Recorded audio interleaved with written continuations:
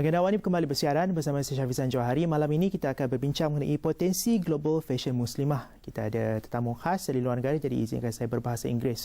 And we are very honoured to have Her Highness Sheikha Hind Al-Qasimi, the advisor of Sheikha Hub, as one of the main guests tonight. And we also have Datin Nurzihan Ahmad, the founder of Sheikha Hub. Thank you for coming. Thank you very much. First and foremost, let us understand the market of muslimah fashion globally. So how big is this market? Maybe Your Highness could share your insight in the market? This year, for example, 2014, people don't know this or recently have come to notice that the Islamic fashion alone in the region is estimated to be roughly $94 to $96 billion. And topmost goes to Turkey, which takes the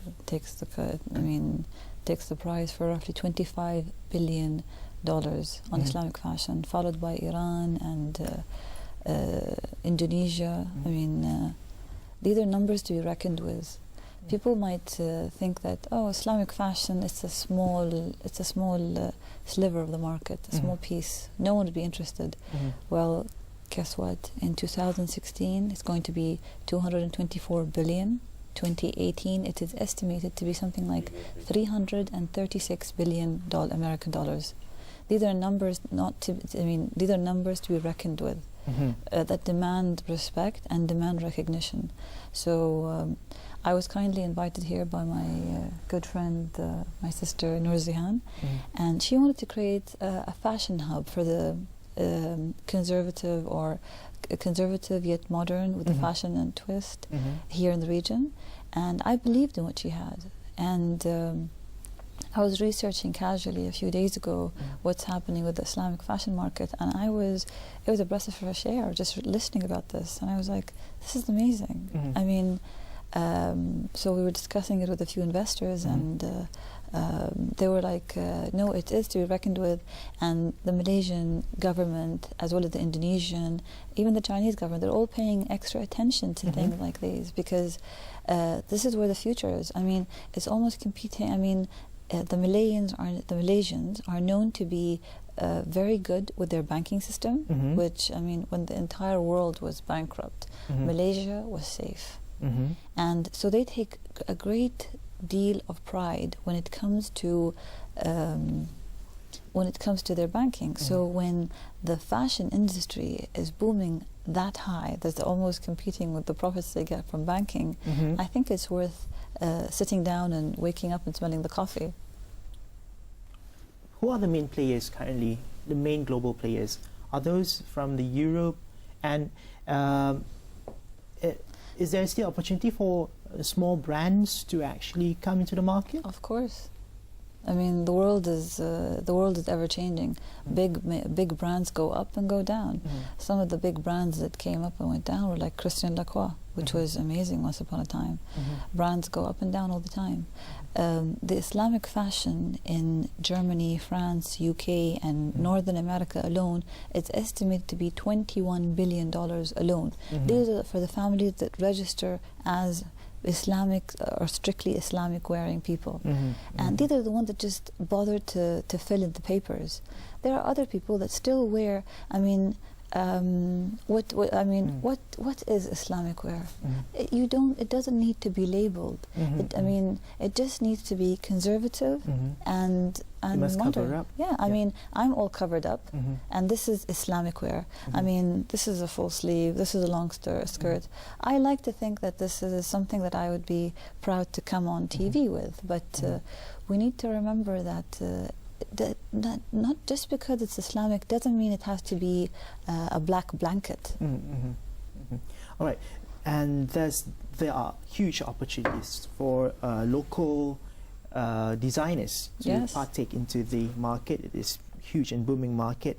That's why you guys created Sheikha Hub, which gives platform to small and aspiring new designers to actually come up and to try tests of global the global market, the global fashion market. So can you tell us a bit, how do you get this inspiration? How do you came about this idea of Shaker Hub? Okay, started from my own experience dabbling in online marketing. I mean, online shop. I had a small boutique, and once I started online, and it goes viral. So basically, I was invited even to Milan Fashion Week, and through my networking to Melbourne, and that's why every year now Shaker Hub brings designers to Melbourne. But anyway, from my experiences and from my problems doing online, all the challenges. So my son was saying, "Mommy, maybe you should try and do it on a serious basis and try and help the local and help others." Others. So that's how Shaker Hub is born. So basically, Shaker Hub is a platform to promote local talents and designs through online and offline. And Alhamdulillah, I've invited Shaker to be the advisor, and she's here with us today. And how many designers have you get in touch with so far, Tatin? Okay, we launched last year in June actually, and we did about 7 events. Yesterday, including yesterday, 9 events yesterday. And we had we brought 10 designers overseas, and we also had Alhamdulillah, we had designers from Saudi Arabia and Oman and Bahrain who was with us in Qatar as well. So it's a global effort? Yeah, I was surprised that I started off trying to help the local industry, but now we have designers even from London, from Kuwait. I had a lot of emails from Kuwait wanting to join Shaker Hub. Great. Yeah, all right, Datin, Your Highness, we're going to take a short break for a while, and we'll come back. Kita akan bincang mengenai bagaimana pula untuk menambah baik dan memperkasakan designer-designers tempatan kita. Jangan ke mana, jumpa lagi selepas ini.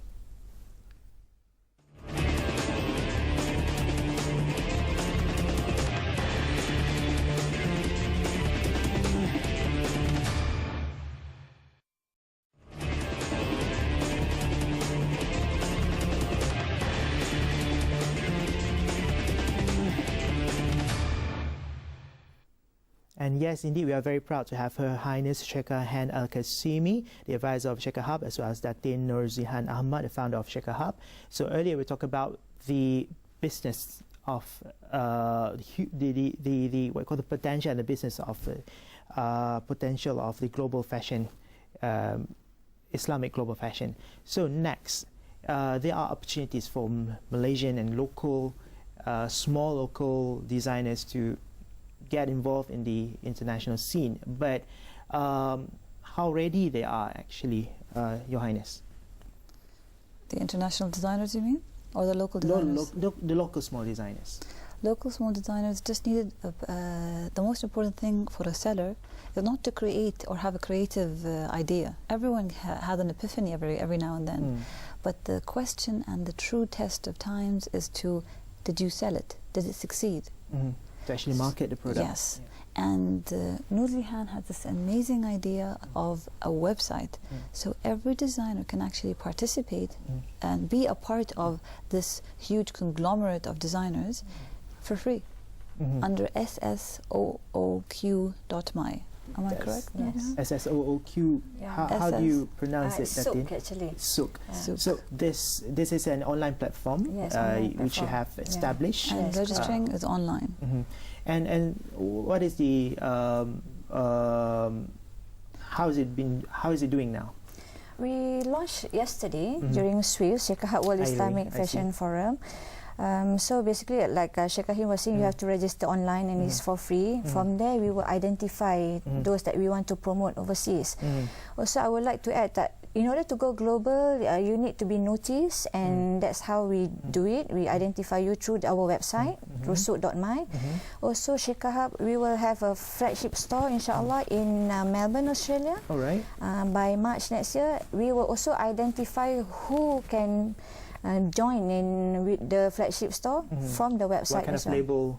Yeah, what kind of which label that designers you we'll want to be bring bringing? there? Yeah. The most powerful, the ones which seem like they have a future. I mean, you first have a platform. They can base on the number of sales, which brand seems like it can go international. and based on that they can go to Melbourne, Australia, because right now she has a store in a high-end place, and she's going to basically be taking some of the designs and placing it over there for sale. In this case, Your Highness, which one is the most important thing? Is it the marketing part or the design part? Both. It's like a marriage. It's like a marriage cannot be a marriage without a man and a wife. You can't have a child without. You need to have a good idea, and you need someone to give birth to the idea, but you need someone to market it. So this is a challenge to the young, new designers to know business and to actually create. It can also be for designs. the old designers, but that were limited. I mean, my sister Nourzihan has always been going on and on about going global, because I respect a lot. I respect that the Japanese had this thought, which they always used to go on and on about you should go global.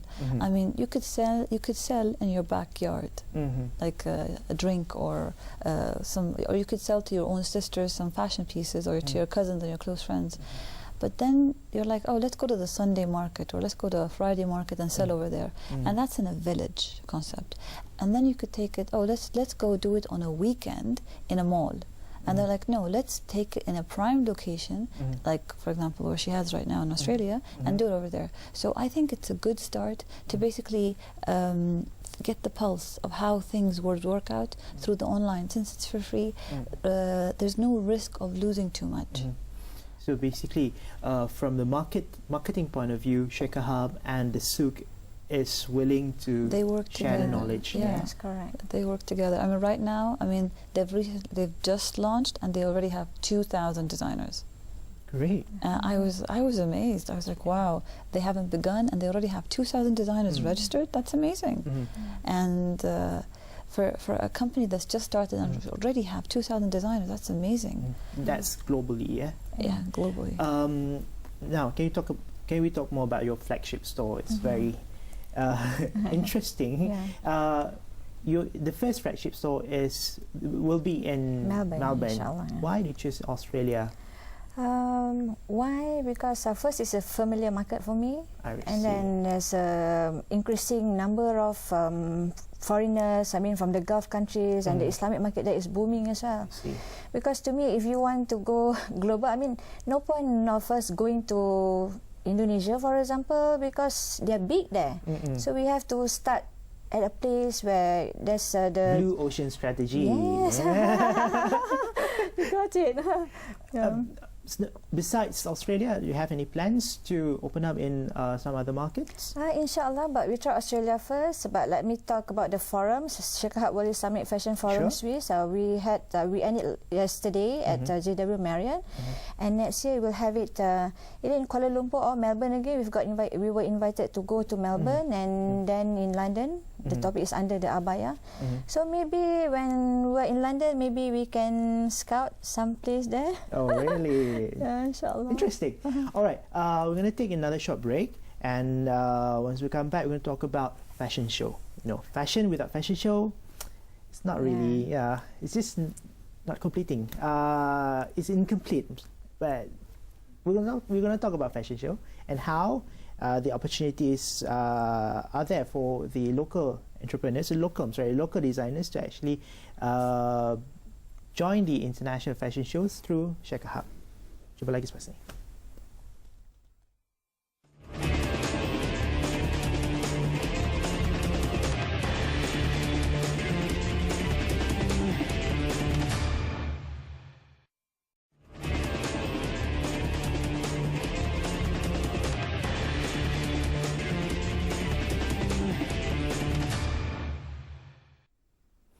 Bertemu lagi dalam agenda Awani.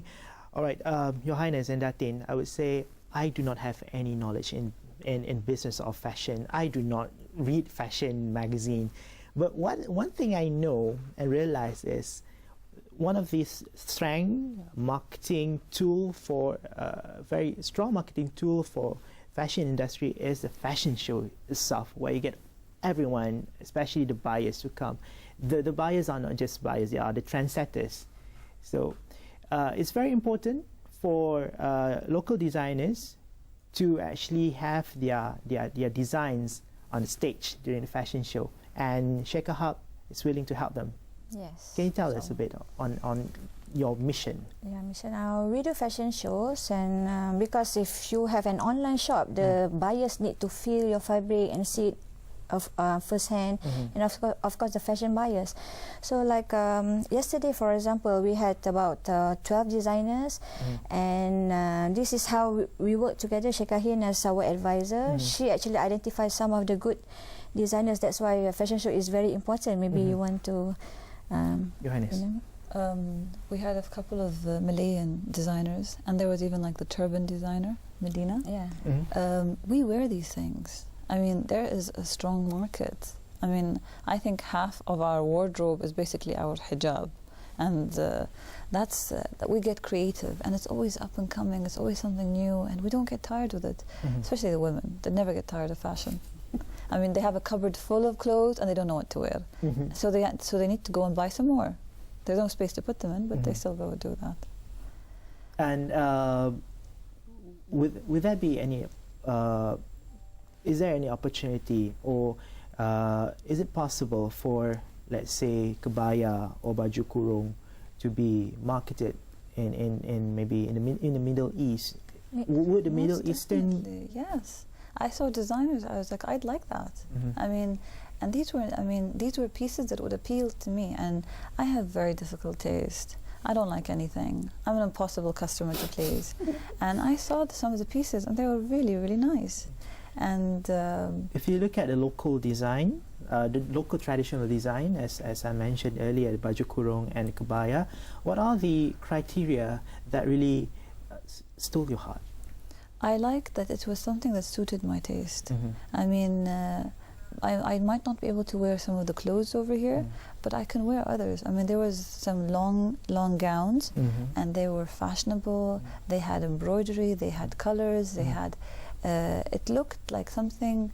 The fabric looked nice. It looked luxurious. There was embroidery, there was lace, there was beadwork, and it had and the cuts. The cuts were interesting.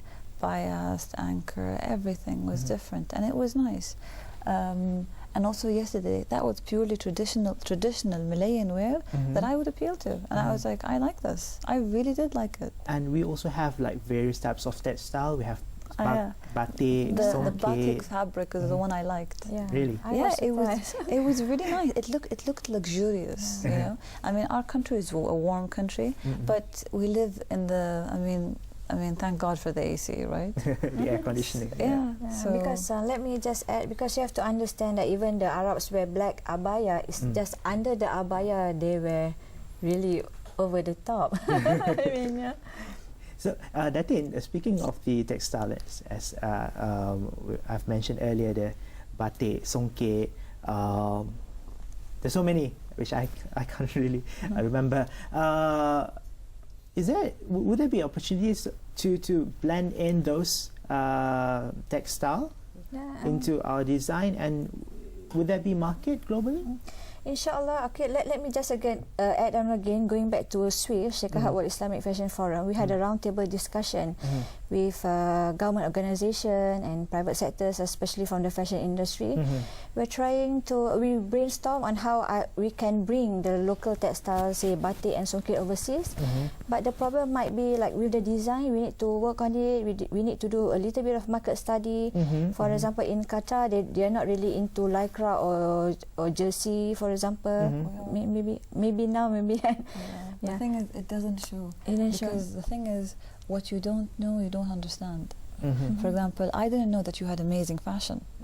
I mean, I just see people in the street wearing jeans and a t-shirt, and I think, oh, this is, and maybe somebody wearing like a long shirt, and it has some embroidery, and I think, oh, this is the traditional wear, but I don't really know it. I mean, yesterday we had a beautiful party, and there were children dancing, and they were wearing from the different regions of Malaysia. They were wearing like something that looked more Indian, something that looked more Chinese, something that looked more Malayan, and it was all beautiful. But the thing is, once you take something traditional and you just jazz it up a bit and style it, it becomes modern wear.